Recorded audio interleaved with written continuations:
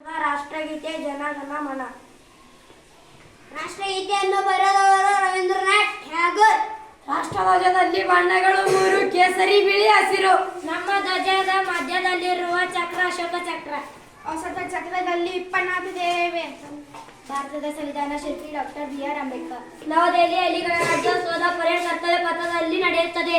ಗಣರಾಜ್ಯೋತ್ಸವ ಪರೇಡ್ನಲ್ಲಿ ಪರಮವೀರ ಚಕ್ರ, ಅಶೋಕ ಚಕ್ರ ಮತ್ತು ಶೌರ್ಯ ಪ್ರಶಸ್ತಿಗಳನ್ನು ನೀಡಲಾಗಿದೆ.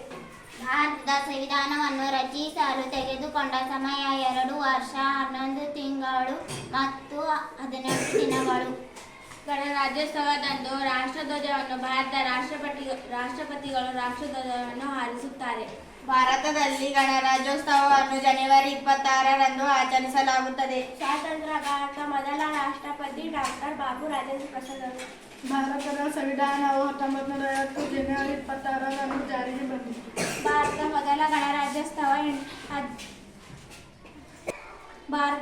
ಗಣರಾಜ್ಯೋತ್ಸವ ಮುಖ್ಯ ಅತಿಥಿ ಇಂಡೋನೇಷ್ಯಾದ ಅಧ್ಯಕ್ಷ ಸುಕಾರ್ನೋ.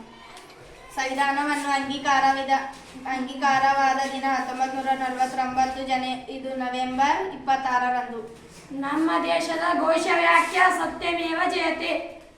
ನಮ್ಮ ಸಂವಿಧಾನವು ವಿಶ್ವ ಅತ್ಯಂತ ದೊಡ್ಡ ಲಿಖಿತ ಸಂವಿಧಾನವೂ ಆಗಿದೆ.